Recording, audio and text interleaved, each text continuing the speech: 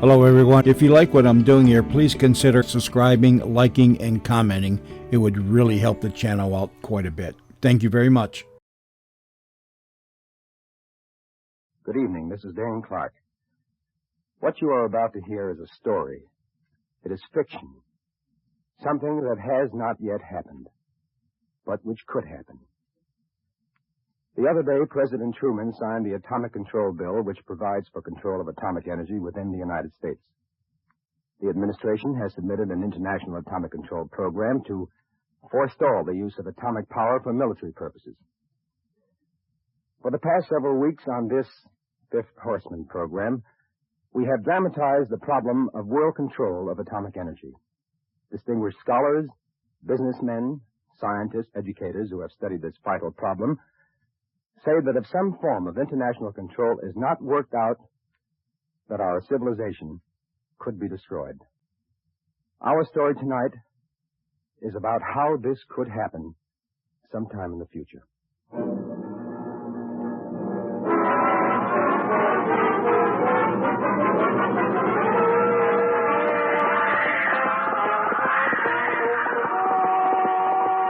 The Fifth Horseman.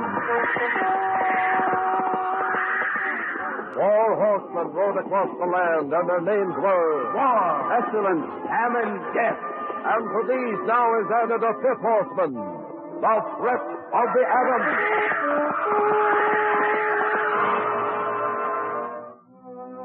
The National Broadcasting Company and its affiliated independent stations present The Fifth Horseman, written and produced by Arnold Marquis.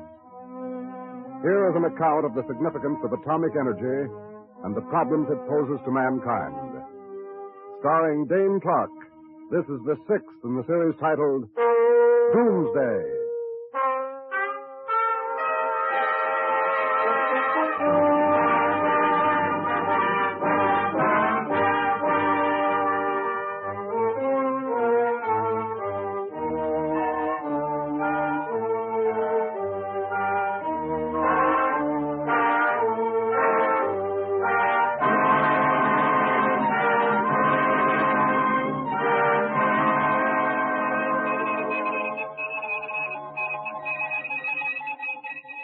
July 26, 1965.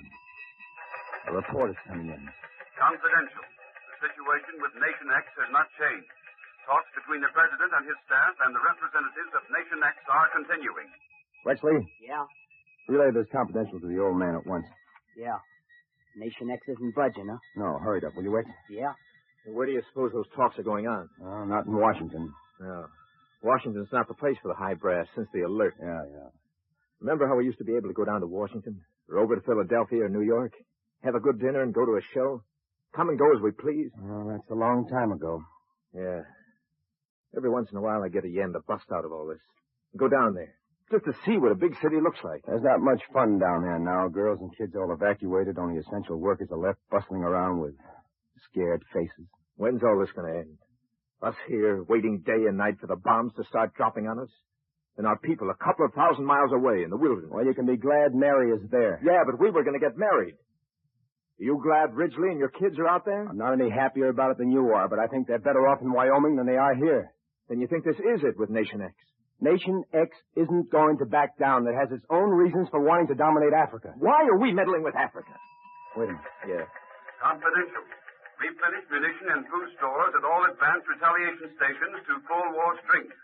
Confidential reports show extensive preparations on the side of Nation X.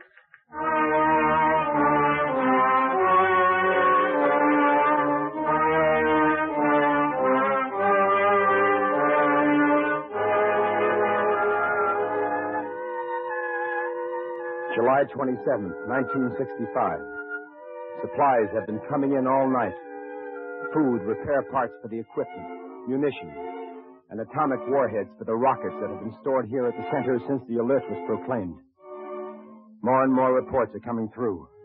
The President and the representatives of Nation X are still talking, but no one knows where.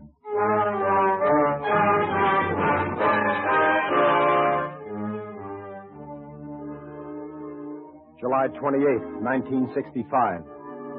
The arguments going on down in Congress are relayed here through the center. We've yielded 3 times now. They're bluffing. Well, is it worth risking half of our population and all of our cities? We've got atomic bombs, too, you know. Listen, all Africa's not worth the life of a single American woman or child. They're bluffing, I tell you. They want to force a deal out of us by threatening us. You think they haven't got bombs?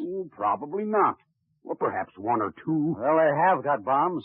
They got bigger ones than we've got in this country. And I have that on reliable authority. And I have something else on good authority. Their rockets are no good. They'll never reach the United States. They'll blow themselves up if they try to send atomic bombs to America.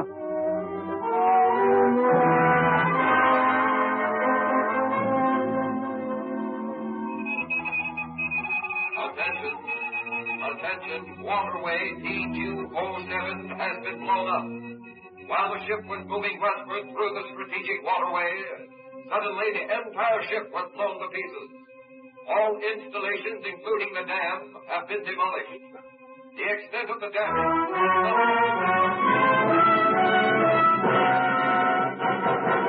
July 29th, 1965. A report is coming in. Representatives of Nation X are making strong denials that their country in any way was responsible for the destruction of the waterway. They have issued an official statement that it must have been done by some nation to take advantage of the crisis between the U.S. and Nation X, to incite the two nations to destroy each other. Nation X did it. It's trying to cover up. It's to their advantage to prevent our ships from moving through the waterway. I wonder how many of our cities are mined like that. Wait a minute. Perhaps Nation X did not do it. Perhaps they are right, and it is provocation. What other nations got anything against us? Well, there are other nations. Ever since the attempts to establish international control of atomic bombs failed, every nation's been looking out for itself.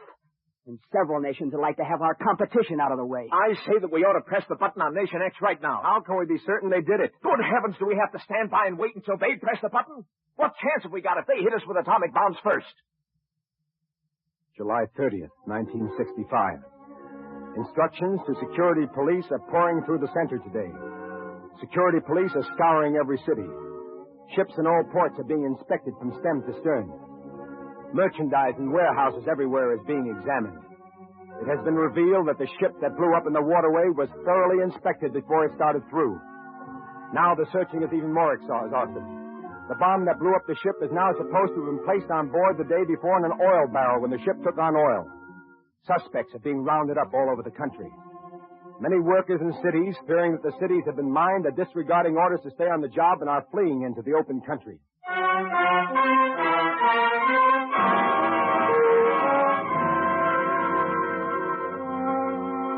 July 31st, 1965. No word has come through today about the negotiations with Nation X. We have our radar screens searching the skies day and night. Have you heard anything from Ridgely? No. Have you heard anything from Mary? Well, she wonders if we're ever going to be together again. If we're ever going to be married. Sometimes I feel I've just got to see her. What kind of existence is this? You can't run away from it, Ben. No, but at least you can die with the ones you love. Look, Ben, if this thing blows over, I'll see if I can fix it up with the old man so he can go out to Wyoming. Yeah. Attention. Because of definite reports from all our agents abroad that Nation X is making ready for immediate atomic attack on us, the President has requested Nation X to allow an immediate inspection of these bases by a neutral commission. The President made it clear that failure to agree within 3 days will be considered an open challenge to us. You'll see. They'll back down now. Hey, look. Look at this. What? What is it, Wesley? Look at that spot on the radar screen. That's a rocket. That's a rocket coming this way. Wait a minute now. Wait a minute. That's what it is. A greenish-blue luminous spot moving across the screen, and that means a rocket. There's another one. And there's another. Listen, wait a minute. That's from headquarters. Attention. A flight of rockets is approaching the coast at stratosphere altitude. Plotters are now working out their probable targets. Stand by. A whole flight. They did it. Didn't I tell you they do it? We couldn't press the button on them while we were still talking. I'm not going to stay here. I told you they... You stay at your station, Ben. Look at that screen. The luminous spots, one after another, coming from 3 directions. There must be 100 of them. Well, we're just going to wait here until they go... Attention. The President has made an announcement to the nation as follows. We are being attacked by atomic rockets. I have ordered our retaliation centers into action. Our defense stations are already intercepting incoming rockets. I ask all men, women, and children to exercise the greatest fortitude. They're firing the defense rockets out there. But they couldn't stop all the rockets coming this way. Well, they might be able to stop some of them, and some of the others may miss their targets. What difference does it make if some of the rockets are coming this way or deflected? They're going to hit somewhere. Look at this. The whole screen's covered with dots. Those rockets must be coming in waves. Attention. Hold it. Plotters have now determined flight of a group of enemy rockets heading for C-1000. Calculate rockets will hit C-1000 area in 4 minutes. Stand by. Relay that right out, Ben. Yeah. Good heavens. Attention. Report coming in. An atomic bomb has exploded in the bay approach to C-1000.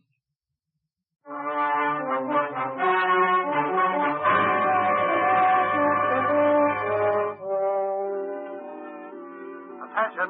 American attack atomic rockets has now been set off against Nation X. The full power of the assault has been concentrated on cities and strategic centers of Nation X. Stand by.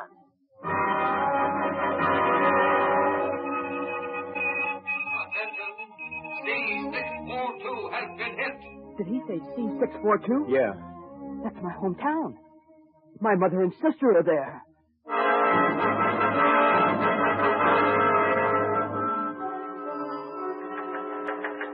Attention.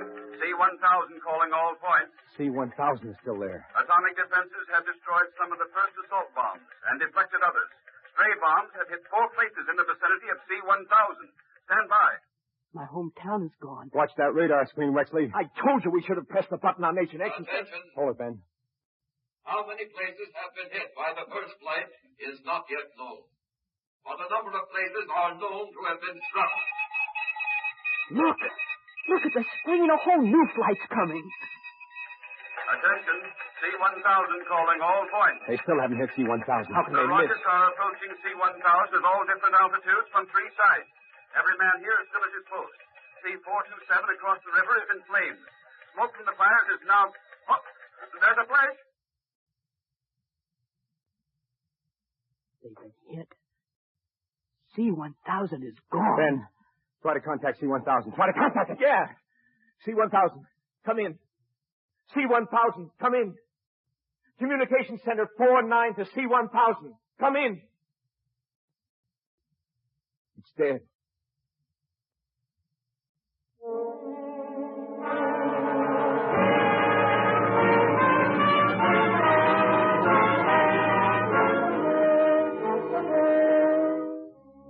August 1st, 1965. It's just after midnight. The blackness of the sky is lit up by the fires in C-1000 80 miles away. Near the horizon, the sky is yellow and red, and it blends upward into purple and blue. How many fires there are between here and C-1000, no one knows. We have lost all contact with the stations in this sector. Now and then a report comes in. Attention. Several advanced assault rocket launching platforms along eastern and western seaboards damaged by sabotage. Sabotage. They hit my hometown and my mother and sister. Hey, I wonder if they hit any of the dispersal areas. I wonder if they hit 382 in Wyoming. I don't know. Why can't we try to raise him? The old man isn't here. You know you can't do it, Ben. Well, don't you want to know if your wife and kids are all right? Are you satisfied just to wait here cooped I'm up? just as anxious to find out about Ridgely and the kids as you are about Mary, but we can't do it. For all we know, the rest of the United States may be blown to pieces. If a bomb hit that dispersal area out in Wyoming... Look, why do I have to stay here? Just stay here and not know what's happened. August 1st, 1965. 2:30 a.m. Few reports on what has happened in other parts of the country have come in. Communications must have been shattered. We are waiting what happens next. The report is coming in now. This report is being relayed from Station W, 40 miles north of C-294. All communications in C-294 destroyed by explosion of 6 bombs. First bomb exploded in Bay vicinity. North area of C-294 wiped out.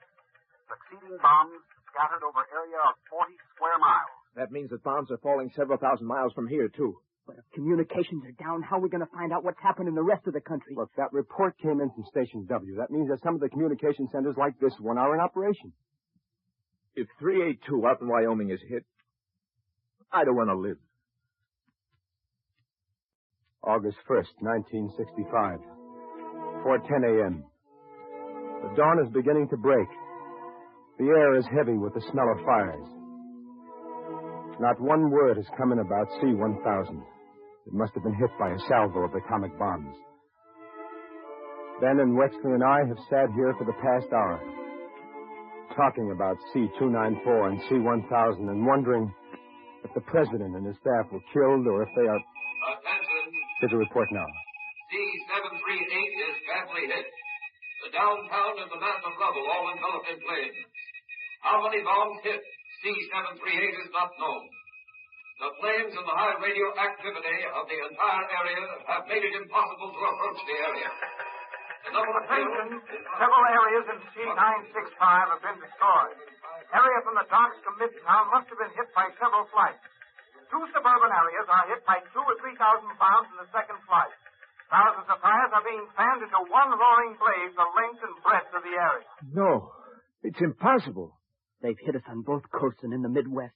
That means rockets are coming at us from both directions. By this time, we must have knocked out their assault stations. What of it? Look what they've done to us. We don't even know what they've done to us. August 1st, 1965, 5:45 a.m.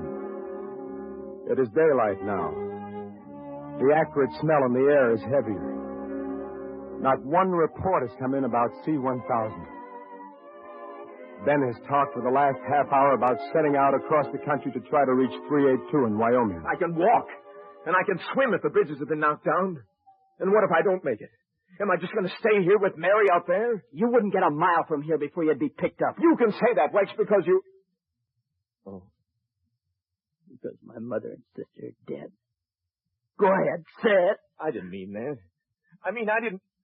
Well, Don't you think I'd like to get back to my hometown or where I was? Maybe they're not dead. All right, shut up, both of you. You know why we're here. You know why we've got to stay. Attention. Watch it. Following is incomplete report from available information. About 150 atomic bombs have exploded so far. About 100 have gone astray and exploded in the countryside or off the coast. The following cities have been hit. C-1000, C-642, C-965, C-294, C-351, C-376, C-589. August 1st, 1965, 6:20 a.m. From what we can see from the communication center, nothing has changed. Only the smell in the air is stronger. The sky is filled with the smoke of burning cities. The sky is dull gray. Wexley and I are going out to the emergency storage for food.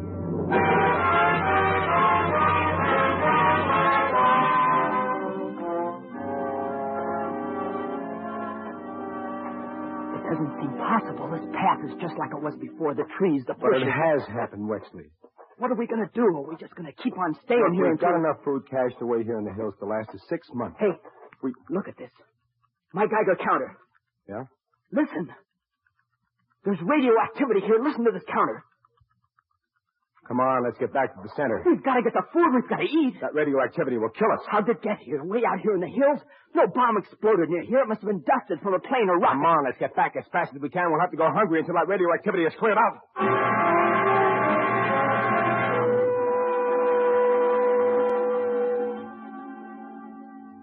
A report came in while you were gone. An enemy submarine surfaced off C-674. The crew was mounting some kind of gear on it when one of our reconnaissance planes spotted it and sank it. Sank it. Good. What kind of gear was it? They didn't say. Hey, there's somebody at the door. I'll get it. Help us. Oh. Help us, please. Oh. Look at them. The burns. Come on, Wex, Ben. Let's get him inside. Help this woman. I'll take the little girl. Oh, careful. Oh, no. Don't touch me. Get that medicine quick, Wex. Get the ointment, will you? Yeah. Hurry. Come on. Lie down over here. I want to be with my mama. It's all right, dear. These men will help us. We'll wait. August 1st, 1965, 7:35 a.m. Both a mother and her child were cruelly burned. We gave them first aid. They are lying here, side by side now. The child nestling close to her mother talking to her burned face. It's all gone. We were just driving back from seeing my husband when it happened. Flash, an explosion, and another. That's all I remember. What happened to us, Mommy? What did it? I don't know, darling. Oh. When I came to, the car was overturned in the ditch, on fire. Mildred and I were inside it. I don't know how we got out of it. The road was filled with people, burned, bleeding. Where did all those people come from, Mommy? I don't know, darling. What was it, Mommy? What did it? It was those things I told you about, Mildred. The bombs. Oh. Somebody picked us up in a car. It was dark when they let us off. I don't know where we were. And then we walked. We've been walking all night. Attention. Oh, Mommy. Just a minute, please. The National Guard and the Emergency Rescue Organization have been fully mobilized. Our retaliatory strikes are taking effect. No bombs have fallen in the U.S. for the past 24 hours. Indications are that the enemy, thinking that we are totally disorganized, might send an invasion force to take us over. We are ready to meet and annihilate them. Every person will stay at his post. Thank you. We'll stop them in their tracks. I wonder how badly we've hit them. Hold it. Attention. Reports have just been relayed in that several cities and airfields have been sprayed by radioactive dust by a high-flying enemy plane. Cities sprayed are C-72, C-69, and C-48. These areas are being marked by yellow posters, barring all entry except on express order of the military. The sprayed areas are being evacuated, but little hope is held for those that probably have received a deadly dose of radiation. I'd rather be hit by a bomb. Maybe my mother and my sister were lucky. Maybe they are, Wicks. Oh, I hope it landed right on them. I hope they weren't just like... Oh, Mommy, it hurts. It'll be all right, darling. I wonder if they hit 382 out in Wyoming. Or if they sprayed it with dust. Let's not talk about 382, Ben.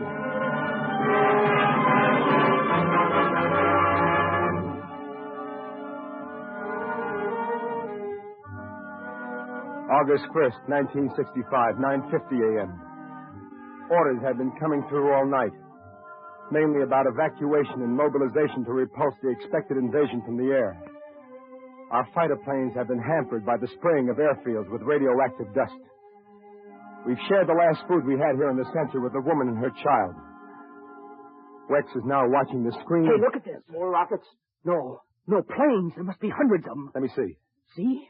Those are no rockets. Why don't we intercept them? With what? Why, we certainly must have... Attention all points. Quiet. Flight of high-speed enemy planes approaching from the east. Estimate they will reach coast in 18 minutes. Stand by. That means they'll reach here in about 21 minutes. August 1st, 1965, 10:17 a.m. We have been waiting almost in silence for 15 minutes. None of us has ventured out since we discovered that radioactivity outside. The woman and her child possibly have been injured fatally by the radiations. Wexley and I may also have been. We haven't mentioned it. The communication center here is heavily camouflaged. It may be that... Listen. That's the planes. Are they going to hurt us, Mommy? Just stay here close to me, darling. Have you spotted them? Yeah, they're carrying paratroops. Airborne troops. Here, let me see. Right there, see? Yeah. Yeah, they're passing us. Yeah, they're passing right over us. Give me those glasses, Ben. Yeah. There must be 30,000 enemy troops up there. I know what they're going to do. They're going to jump behind us and cut off the interior from the... Giant troop-carrying airplanes in force are now crossing the coast at 7 points. Our anti-aircraft defenses are destroying hundreds of them. Our fighter planes are rising from poisoned airfields. The enemy planes which penetrated the coastal defenses appear to head inland. Our army is now fully mobilized. Tank corps are rushing as soon as the landing is reported. They're going to cut us off from the interior. We're going to destroy them all. The general has it all ready for them. They think we're finished. We've just started the fight. Wexley, watch that string. Huh? Yeah. Will the soldiers come here, Mommy? Yes, darling. They might. If they're dropping troops here, they could be dropping them in Wyoming, too. I should have got out of here when I had the chance. I should have... Attention all points. A strong force of enemy paratroopers have landed at C-24.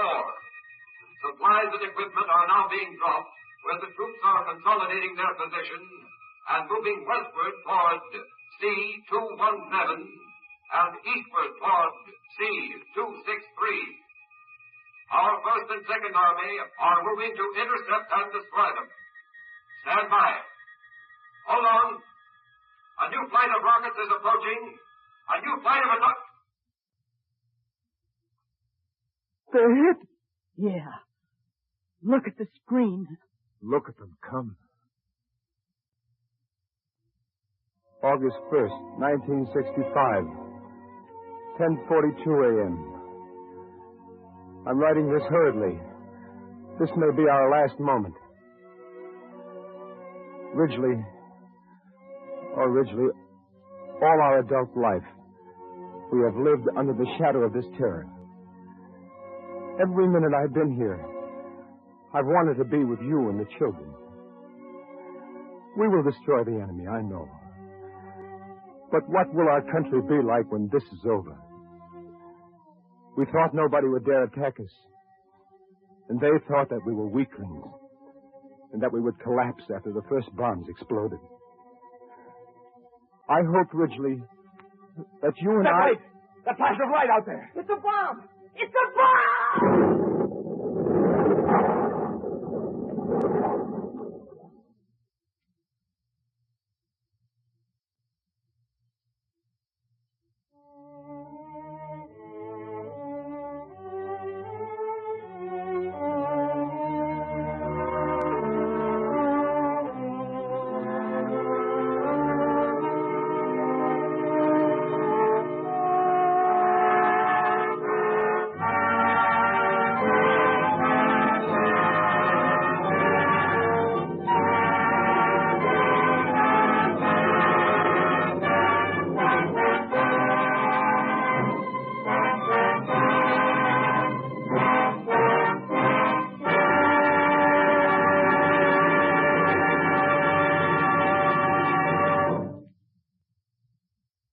Ladies and gentlemen, you have just heard Dane Clark, starring in the 6th program in NBC's series, The Fifth Horseman, written and directed by Arnold Marquis.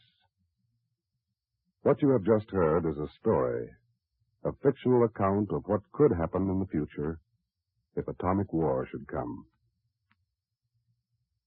Next week at this same time over most of these stations, the National Broadcasting Company will present the 7th program in this series titled Aftermath, the story of the consequences of an atomic war.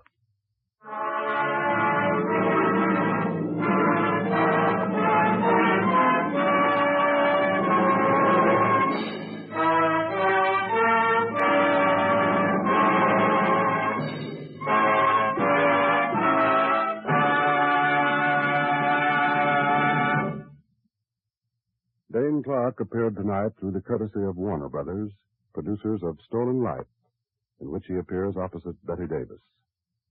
Warner Brothers are this year celebrating the 20th anniversary of Sound Pictures. The music for The Fifth Horseman is composed and conducted by Thomas Peluso.